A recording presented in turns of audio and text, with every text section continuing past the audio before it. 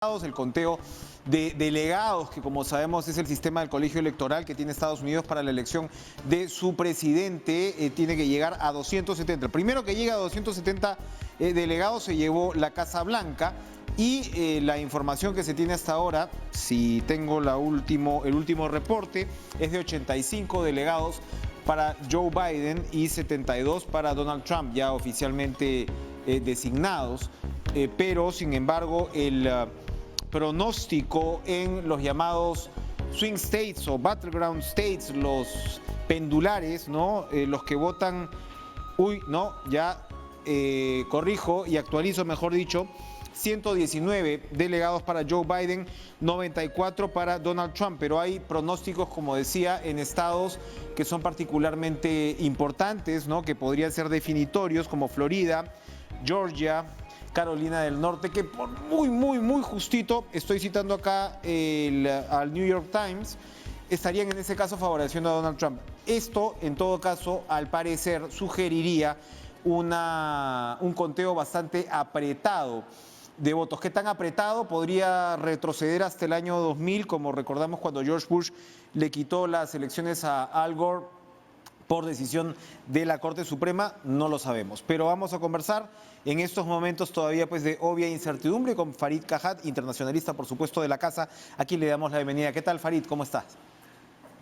Bien, buenas noches. Bueno, este 119-94, por supuesto todavía quedan varias horas, pero ¿qué nos dice hasta ahora los resultados? A ver, son proyecciones de medios de comunicación, ¿no? No son todavía resultados finales del conteo propiamente dicho. Y hay dos datos importantes a tener en cuenta. Primero, todavía ninguno de los dos partidos gana un estado que haya perdido en 2016, ¿no? O sea, han ganado cada quien en donde ganaron en esa elección. Y lo segundo es que no sabemos con certeza qué votos se han contado en cada caso. Hay que tener en cuenta que por primera vez en la historia de los Estados Unidos, más de 100 millones de personas votaron o de manera anticipada o por correo. Y entonces, por diversas razones, se espera que ese voto sea mayoritariamente demócrata. Pero a su vez se espera que a Trump le vaya mejor en el voto emitido en urna el día de hoy. Entonces, también está la distinción entre voto rural y voto urbano. En el caso de Texas va adelante Biden, pero los votos que faltarían contarse serían más de carácter rural. Entonces, la conclusión fundamental sería que es muy temprano para hacer un pronóstico sobre el resultado final. Ahora, efectivamente es muy temprano, pero también eso mismo nos sugeriría, nos deslizaría que no va a ser una victoria contundente para ninguno de los dos. No necesariamente. Por ejemplo, en la Florida, Trump va adelante por un margen pequeño, sí, pero con una proporción muy alta del total de votos contados, incluyendo votos por correo y voto temprano, anterior a la fecha de la elección. Entonces, es más fácil proyectar la Florida para Trump, pese a lo estrecho del margen, porque se ha contado cerca del 96% de los votos. En otros lugares como Pensilvania, Michigan, Wisconsin, Biden va adelante por un margen más amplio que aquel por el que va adelante Trump en Florida, pero con un porcentaje mucho menor de votos contados. Entonces, también cabe la posibilidad de que si Biden gana todos los estados en los que va adelante, termine siendo una victoria holgada. El punto es que ahí donde va adelante Biden, en estados que no ganó el Partido Demócrata en la elección pasada, todavía es muy temprano para hacer pronósticos. ¿Qué pasa, Farid, con estados que aparentemente, no según este medio que yo citaba, el New York Times, son sumamente importantes para definir la elección? Acabas de mencionar muy bien la situación en Florida, pero hay otros como Georgia y Carolina del Norte, donde al parecer, pues, en fin, la combinación de estos tres, según los analistas estadísticos, pues podrían dar luces también. ¿Por qué estos estados son tan importantes para, de alguna manera, establecer algunos pronósticos entre los medios estadounidenses? A ver, primero hay dos tipos de estados. Los estados que sabemos que van a ganar o bien republicanos o bien demócratas. Sabemos que Wyoming lo van a ganar los republicanos, sabemos que California lo van a ganar los demócratas, y quien gane en esos estados, aunque sea por un voto de diferencia, se lleva a todos los delegados de ese estado ante el colegio electoral. En ese sentido, son estados que tienen menos interés en términos de definir el resultado final porque no hay una contienda real. El tema es que hay los llamados estados pendulares, es decir, estados que no siempre votan por el mismo partido. Y ahí el tema es que en la elección pasada Trump le quitó 3 estados pendulares a los demócratas, que habían votado históricamente por ellos, que eran relativamente pequeños, salvo por Pensilvania. Y eso marcó la diferencia. Entonces, entre los estados pendulares importan más aquellos que tienen más votos en el colegio electoral. Por eso es importante Florida. Florida por sí solo te da 29 delegados cuando tú necesitas 270. Claro. O sea, Florida por sí solo te da más del 10%. Georgia es interesante porque nadie pensaba que Georgia iba a ser un estado competitivo hasta esta elección. Se suponía que era un estado firmemente republicano, pero la demografía ha ido cambiando y aunque todavía parece que los republicanos ganan, por lo menos es un estado en el que los demócratas están compitiendo.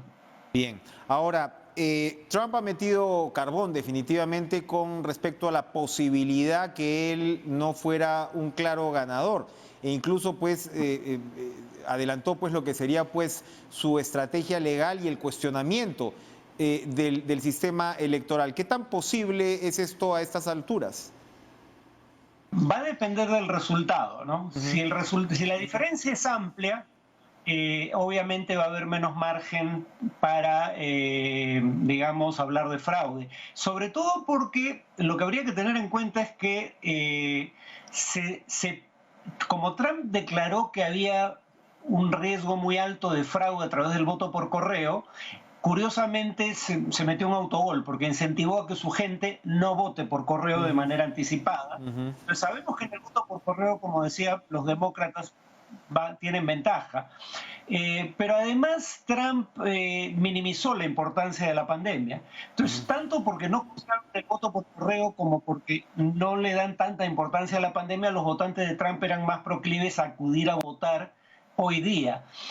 Y por ende se esperaba que el conteo inicial en varios estados le fuera favorable porque se iba a iniciar con el conteo de los votos emitidos el día de hoy. Y algunos creían que con eso Trump iba a poder proclamar victoria antes de tiempo e iniciar procesos judiciales para detener el conteo de cuando menos parte del voto emitido tempranamente o por correo. Parece menos probable a la luz de los resultados. Va a ser difícil que con resultados que todavía están, digamos, en disputa, Trump pueda cantar victoria. Y de cualquier modo habría que recordar que aunque hay un antecedente de que la Corte Suprema sea quien dirima una elección, como ocurrió el año 2000, la Corte Suprema no está obligada a aceptar casos que se presenten ante ella sobre temas electorales. Es la propia Corte la que tendría que tomar la decisión y si la diferencia es grande, presumo que eso no va a ocurrir. Para ir redondeando, Farid, ¿qué se espera del Congreso? Estos conteos, repito siempre, ¿no? Como tú has señalado, que son, en fin, pronósticos de los medios, en este caso el New York Times, está hablando de 42 hasta ahora senadores para los demócratas y 38 para los republicanos. La Casa de Representantes todavía es muy temprano, de 34, ¿no?, para los demócratas y 49 para los republicanos, cuando obviamente pues es una casa mucho más grande. ¿Qué se espera? Porque eso evidentemente pues va a marcar la relación o el mandato que tenga el presidente, ¿no? A ver, en la Cámara de Representantes solo me puedo basar en las proyecciones previas, basadas en encuestas previas a la elección de hoy.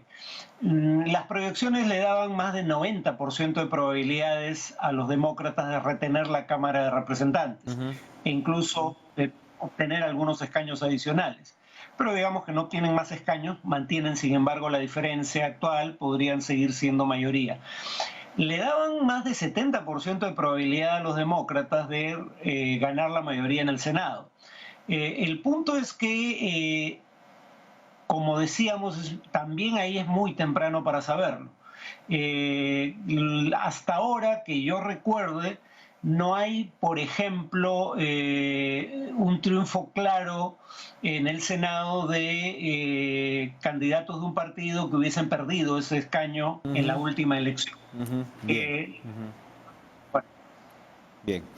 Farid, muchas gracias por estas interesantes observaciones en medio, ¿no?, del ajo, como se dice, cuando estamos contando en realidad estado por estado cuáles son estos resultados preliminares y seguramente en los próximos días incluso podrá haber mucho que comentar. Gracias a Farid Cajat por este contacto. Vamos a pasar de inmediato a recibir y saludar al ministro de Relaciones Exteriores, el embajador Luis López Chávarri. ¿Cómo está usted, ministro, canciller de la República? Gracias por estar con nosotros. Muchas gracias, Enrique. Encantado de estar en el programa nuevamente y con este día histórico en las elecciones de Estados Unidos. Así es, contando, ¿no? Y ahora que con Farid hablábamos del tema de senadores y diputados, me provocaba, despertaba mi memoria que el Congreso actual peruano ha comenzado a debatir el retorno a la bicameralidad.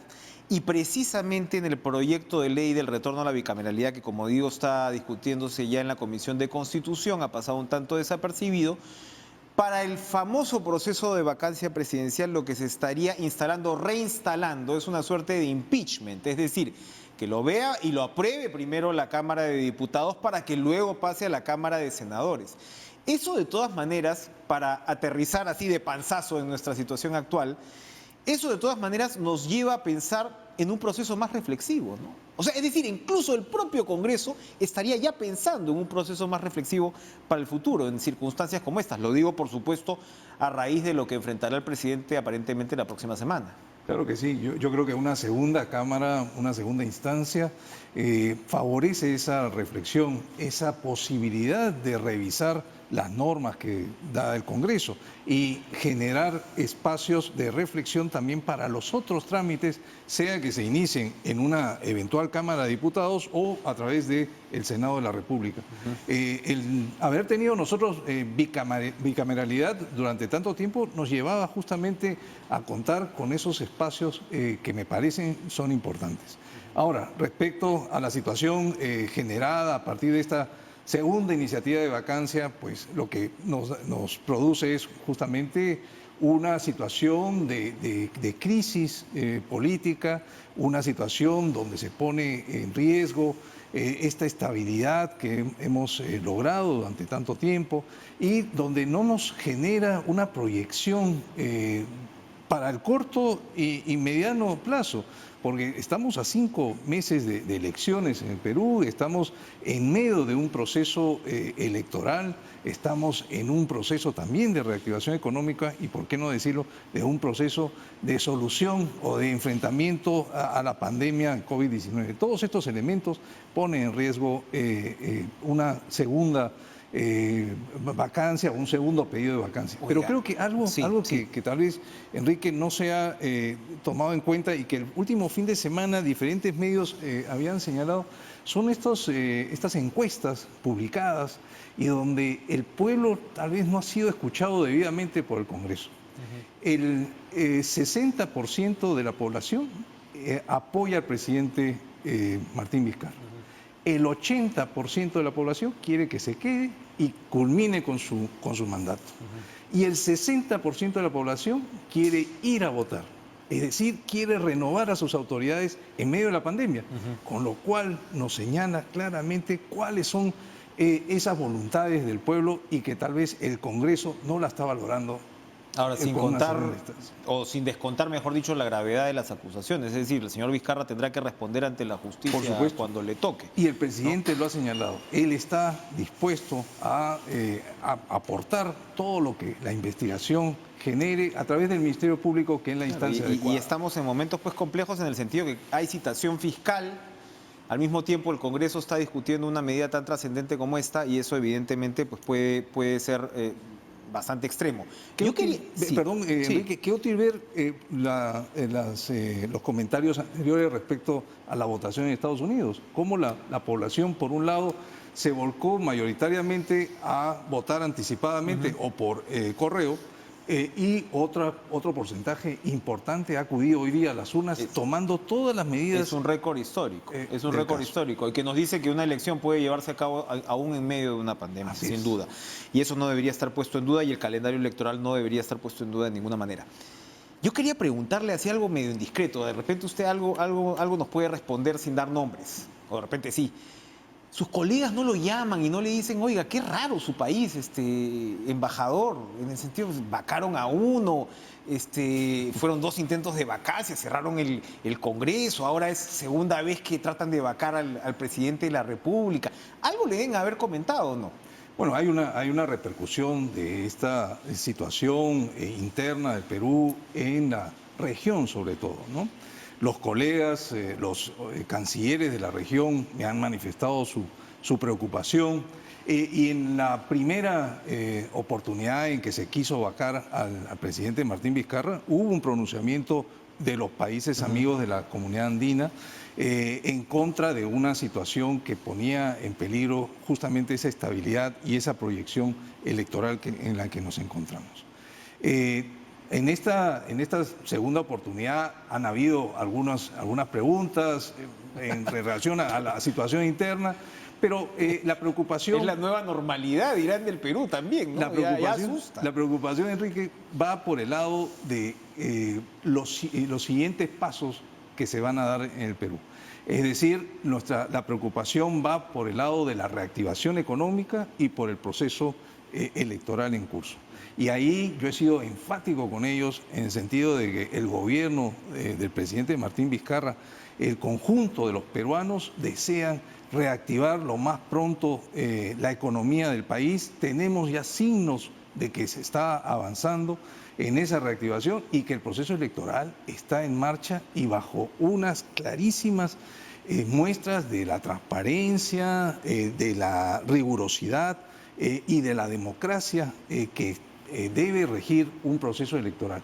Y en estos tiempos de COVID-19, además, una participación lo más numerosa posible. Y en eso nos encontramos. Muy bien. Hoy día he tenido reunión con el representante de la Unión Europea, con el embajador de la Unión Europea en el Perú, y justamente hemos reforzado ese interés por contar con la observación electoral internacional, tanto de la Unión Europea como de la OEA, del Centro Carter, y el compromiso de ellos a acompañarnos en las próximas elecciones. Muy importante.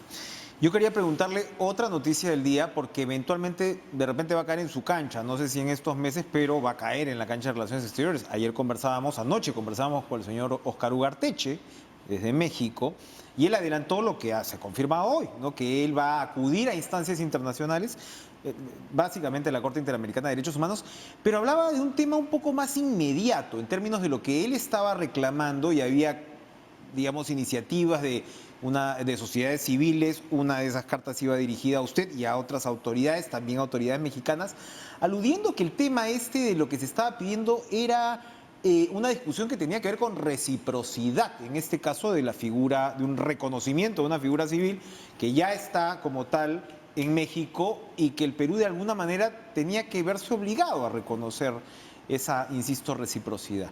¿Cómo es esta discusión? Yo sé que es jurídica, más adelante vamos a tener un invitado al Tribunal Constitucional, pero ¿cómo juega ahí Cancillería en una situación como esa? Que bueno, es un signo de estos tiempos, sin duda, ¿no? Sin duda. Y el Perú, el gobierno, la Cancillería, somos respetuosos de esas instancias jurídicas, judiciales, tanto en el territorio peruano como a nivel internacional.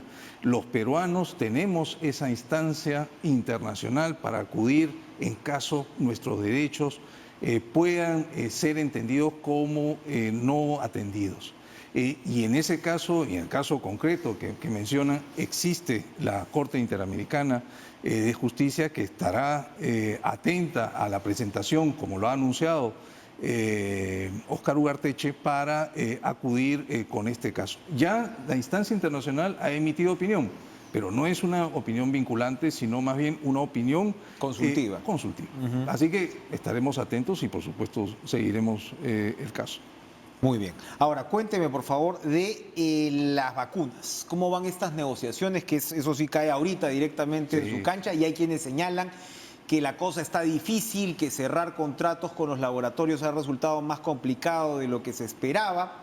Cuéntenos, por favor. Bueno, pero si bien es complejo la situación en cuanto a negociación, hemos tenido avances concretos y lo hemos venido anunciando alrededor de los últimos días y semanas, porque hay ya acuerdos concretos, acuerdos vinculantes con laboratorios, con mecanismos como COVAX Facility, como Pfizer, que son las dos instancias con las que hemos cerrado ya acuerdos e incluso hemos transferido los recursos, en el caso de COVAX Facility.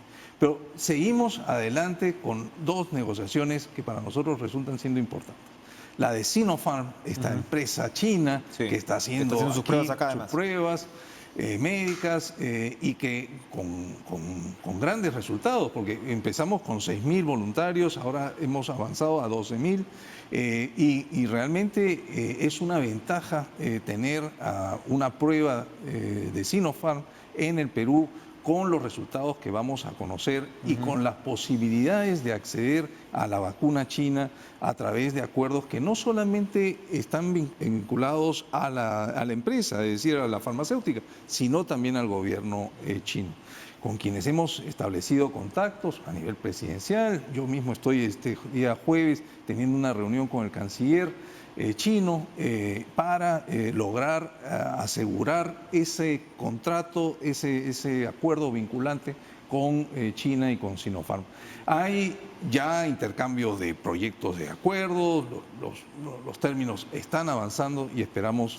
¿Es una cantidad de dosis importante la que se negociaría con Sinopharm? Sí, sí, efectivamente, pero no nos quedamos solamente con este acuerdo con laboratorios chinos, también estamos con Johnson & Johnson, como ustedes saben, con la vacuna rusa, la de Humalaya, y también tenemos vinculaciones con otros laboratorios que esperamos conseguir ese 70% de población atendida con la vacuna contra la COVID-19. Muy bien. Canciller, vamos a hacer una pausa, pero quiero regresar con una pregunta que me parece además muy pertinente porque usted está viendo o ha supervisado como miembro del gabinete el tema del COVID en el oriente del país, ¿no? En localidades como Loreto, San Martín, Amazonas, y se está realmente hablando como la cantidad de infectados, porque se viene el estudio de seroprevalencia, además, ¿no? Hablar de inmunidad de rebaño a veces es muy peligroso, pero ya hay una ciudad brasileña como Manaus que se ha equiparado en un momento en las comparaciones internacionales con Iquitos. Vamos a regresar después de la pausa para poder conversar de este tema.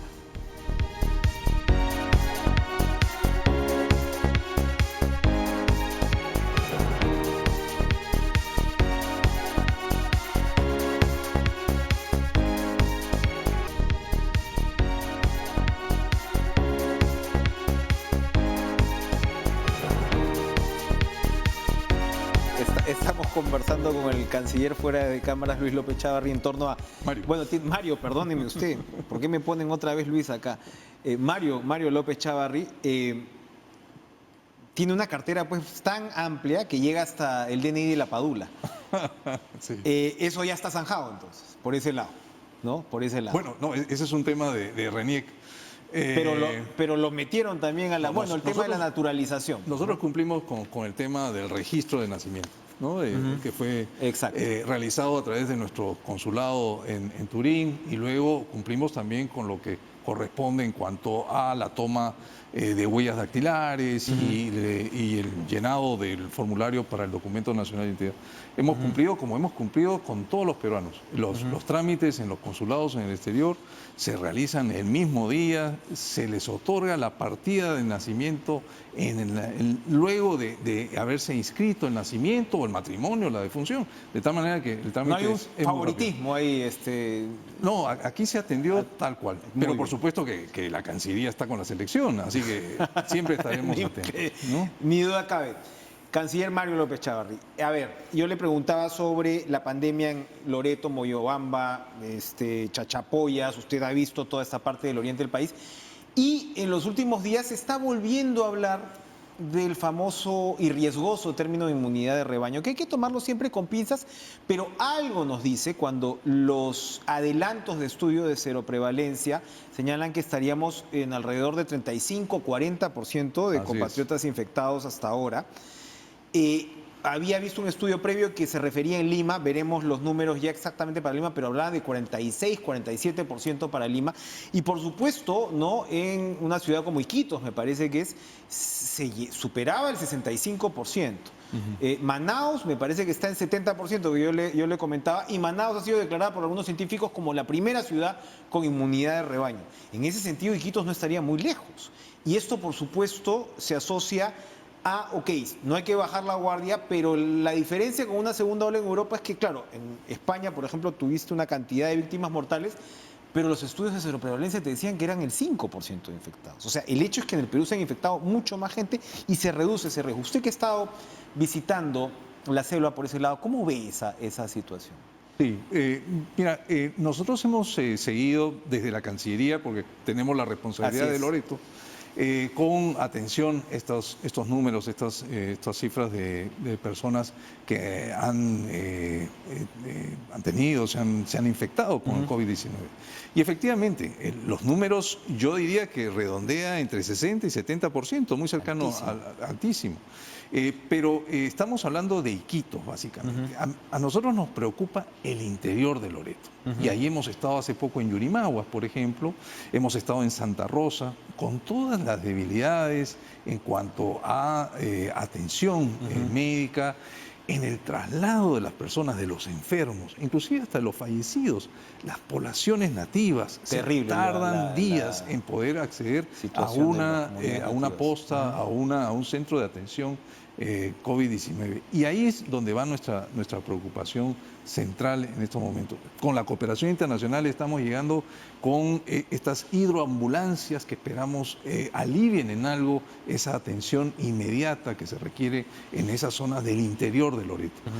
Pero también debemos llegar con una mejora en los puestos de salud, con una mejor conectividad, y ese es un requerimiento de todo Loreto. Yo lo he hecho mío, tanto en una conectividad fluvial, la hidrovía se requiere de manera urgente, alguna carretera, sobre todo entre Iquitos y el Estrecho en Putumayo, que agilizaría muchísimo la vinculación entre estas poblaciones a lo largo del río Putumayo y la ciudad de Iquitos. La mejora en la seguridad fronteriza en la zona de Santa Rosa. Estamos también en la conectividad digital. En una era digital no podemos tener una región tan extensa como Loreto y tan diversa sin esta conectividad digital. Estamos haciendo esfuerzos a través de la cooperación internacional, pero hay una apuesta del gobierno central también por esta conectividad digital. Si algo nos deja la pandemia como lección, en primer lugar, es la mejora del sistema de salud. En segundo lugar, avanzar hacia una formalidad de nuestra economía. En tercer lugar, necesitamos de esa capacidad de conectividad digital en todo el país. Y yo le agregaría una cuarta, que el otro día lo mencioné en algún medio. Necesitamos avanzar hacia mejores capacidades en ciencia, tecnología, en innovación y digitalización. Yo hablé en algún momento de la posibilidad de la creación de un ministerio. Tal vez un ministerio sea pensado como una burocracia adicional, pero creo que debemos reforzar CONCITEC, por ejemplo. CONCITEC, un súper. La presidenta está haciendo una estupenda labor, ¿no? Pero hay que darle todas las herramientas para que sigamos avanzando. Canciller, las elecciones en el exterior. Ese va a ser un reto también que se va a tener que coordinar, ¿no?, desde su área. Y claro, es un reto particularmente desafiante para la situación que vivimos ahora.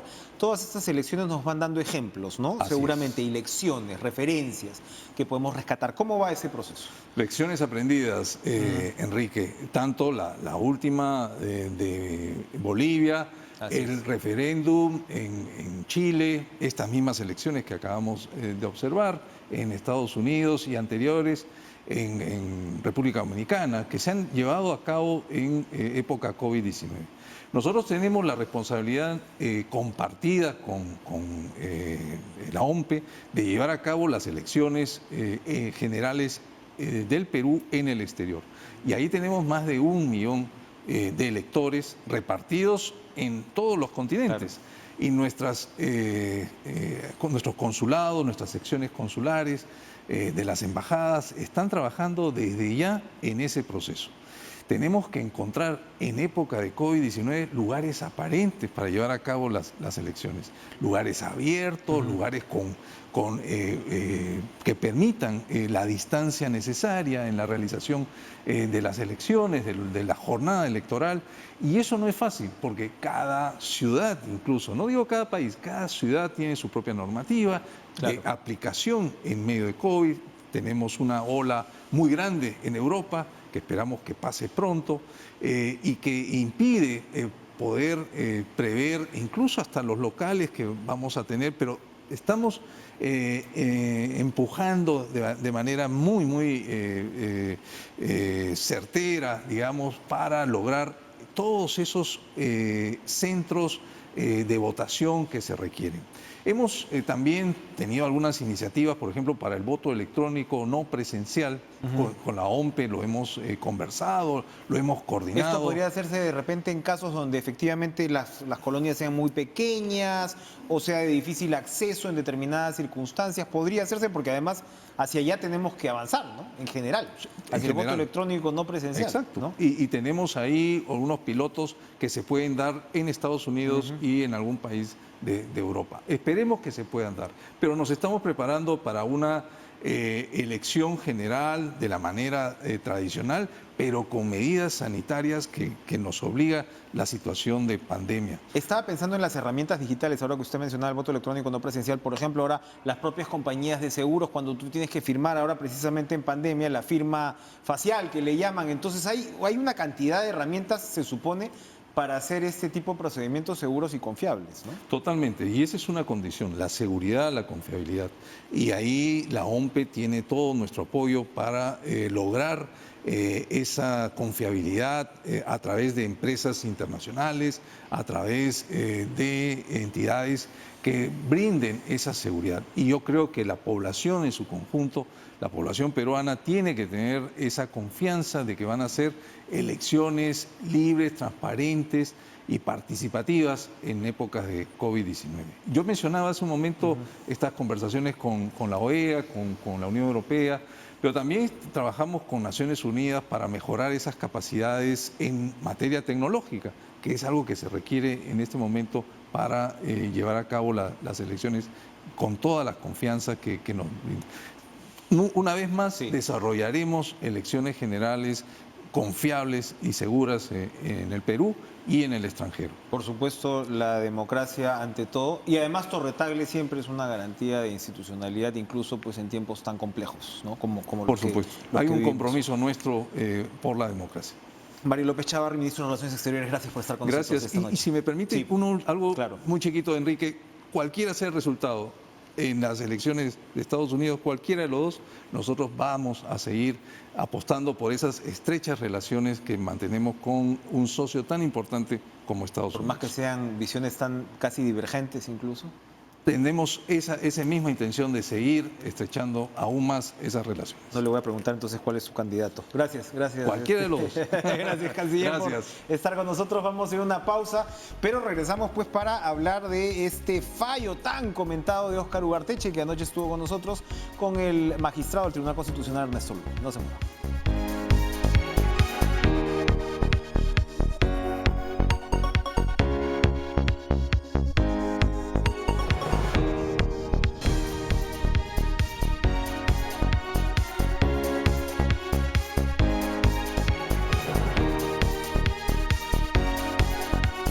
Lo que está en juego es si hay Estado laico en el Perú o no hay Estado laico en el Perú.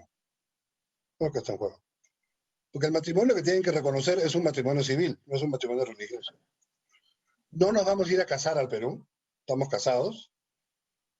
Lo que queremos es que mi DNI y mi pasaporte peruano digan lo mismo que dice mi documento de residencia en México. Casado. Parece que es mucho pedir.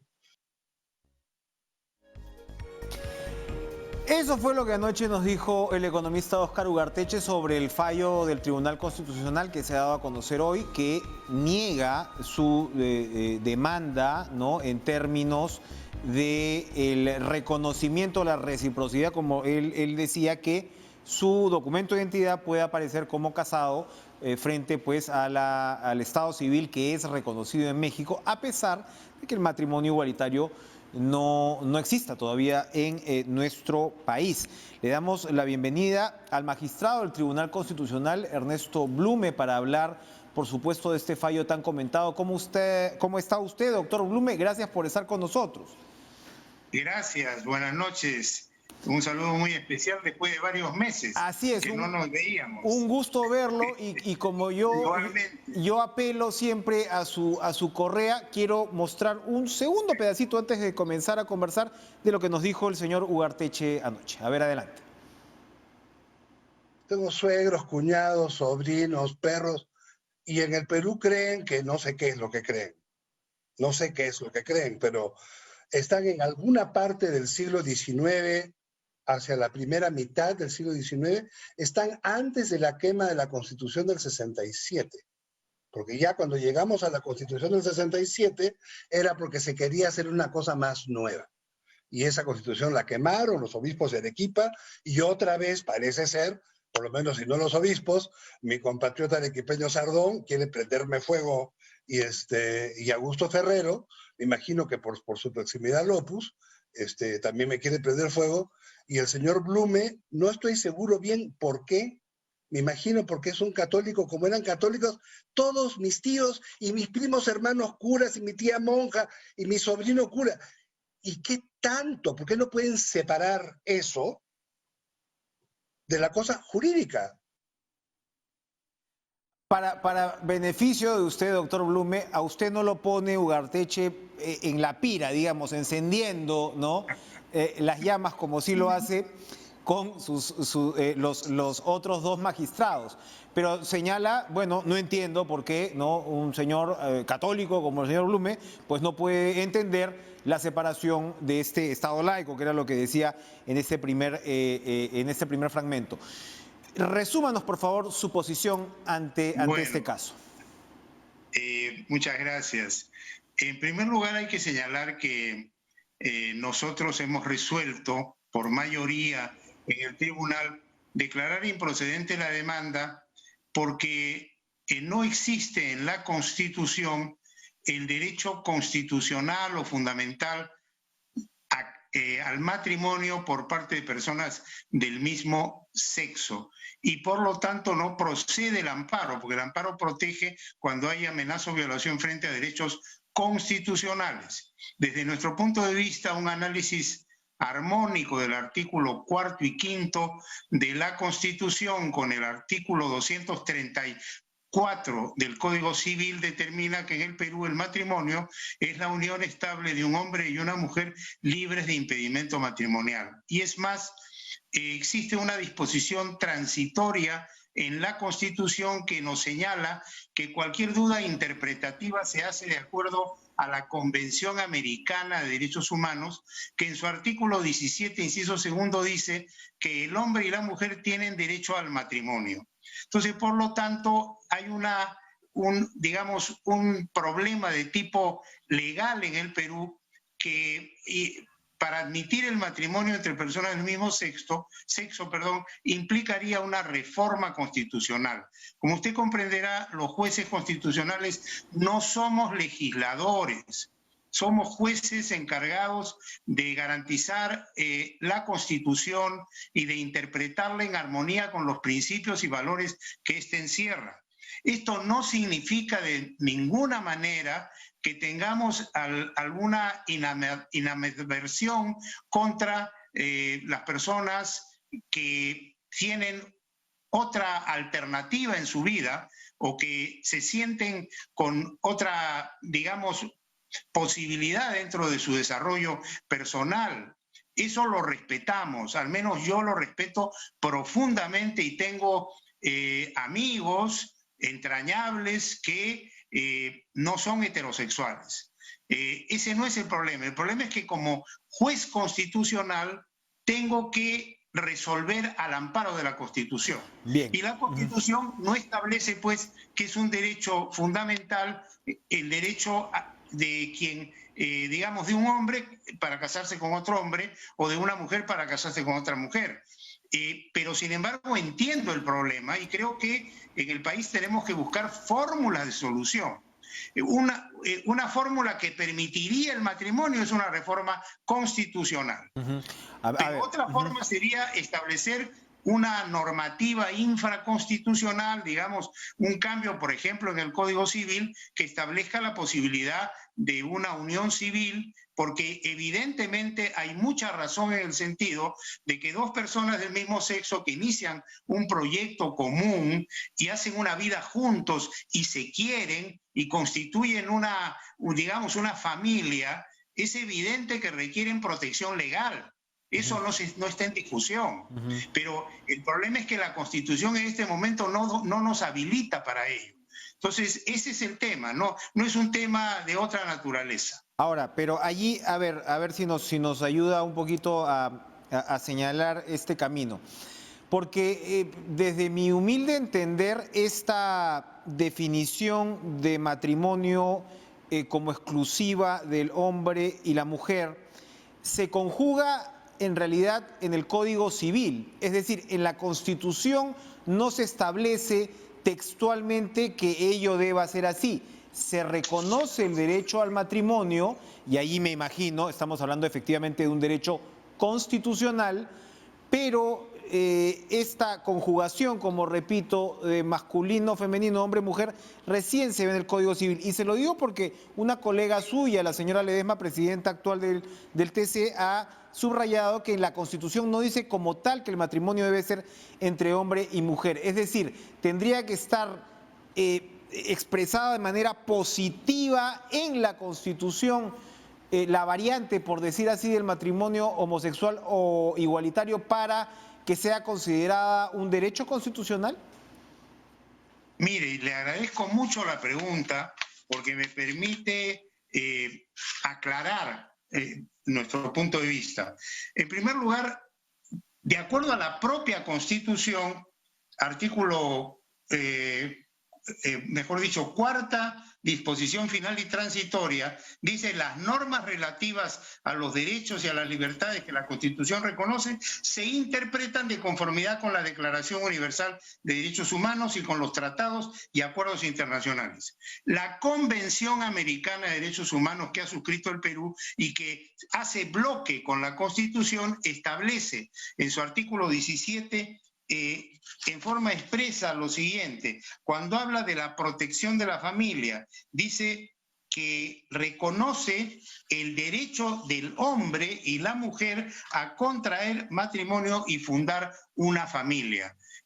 Esto lleva a que la interpretación conjunta del artículo cuarto, que habla del matrimonio, y el artículo quinto, que habla del concubinato, como la unión estable de un hombre y una mujer libres de impedimento matrimonial que constituyen y forman una sociedad de gananciales, es decir, artículo cuarto, artículo quinto, esta disposición que exactamente es la cuarta final y transitoria, más artículo 17, inciso segundo de la Convención Americana de Derechos Humanos, los primeros de la Constitución, hacen un bloque interpretativo que nos lleva a la conclusión a la cual hemos arribado. Ese es el tema. Bien. O sea, el punto de vista de los magistrados que no han alcanzado la mayoría es muy respetable, por cierto, pero no está armónico con la Constitución. No podemos nosotros, como usted comprenderá, legislar. No somos legisladores, somos jueces constitucionales. En algunas sentencias, al interpretar, señalamos el contenido normativo de algunas disposiciones constitucionales, pero de ahí, frente a una posición que de nuestro punto de vista es clara, no cabe dar un paso que nos podría colocar en una situación de salirnos del marco constitucional. Sí, y ese es el tema. ¿Se refiere usted a la Convención Americana como de alguna manera una parte del corpus, ¿no? Sí, claro. Jurídico, filosófico, que Así es. ¿no? Redondea esta visión constitucional.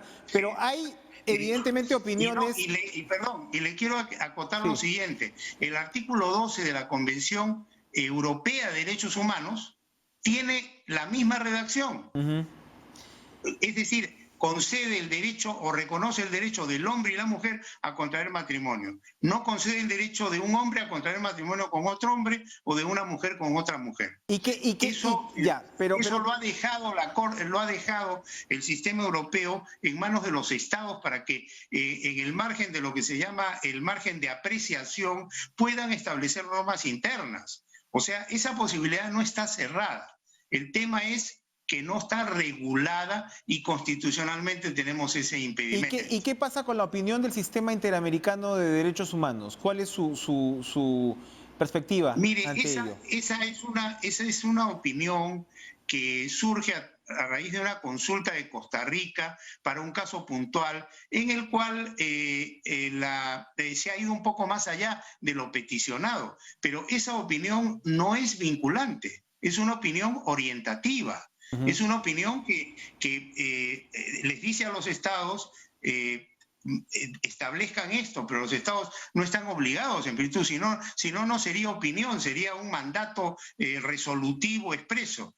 Cada estado tiene que recoger los criterios respectivos y hacer las modificaciones constitucionales y legales correspondientes. En eso no hay ningún inconveniente. El tema es que nosotros, como jueces constitucionales, tenemos la obligación de defender la Constitución e interpretarla en forma armónica con todas sus normas y las normas del sistema interamericano. Y no hemos encontrado salida a este punto porque no está reconocido en el Perú el matrimonio entre personas del mismo sexo. ¿La sentencia no podría incluir una invocación al legislador?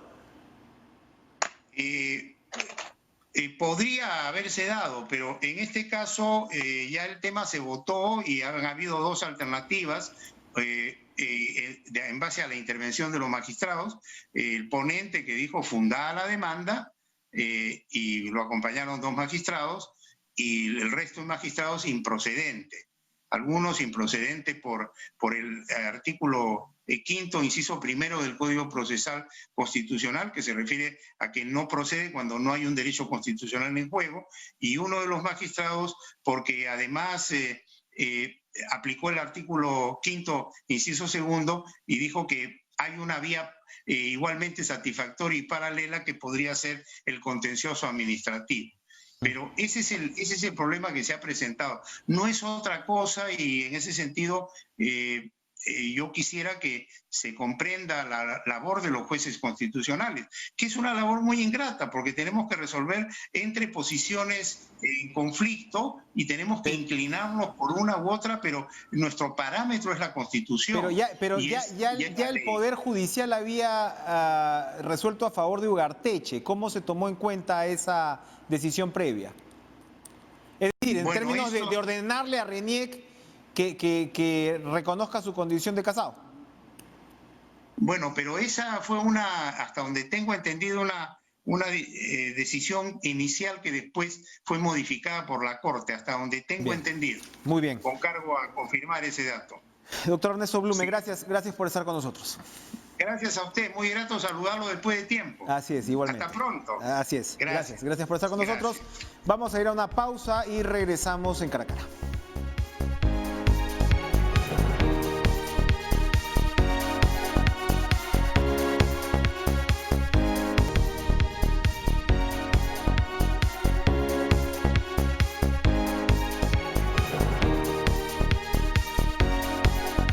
Cerramos con la proyección, estoy citando en este caso al New York Times, que es un diario evidentemente muy confiable, como hemos conversado con Farid Cajat antes. Estas son proyecciones, digamos, no oficiales, pero ya bastante claras en términos de los estados que van cerrando, ¿no?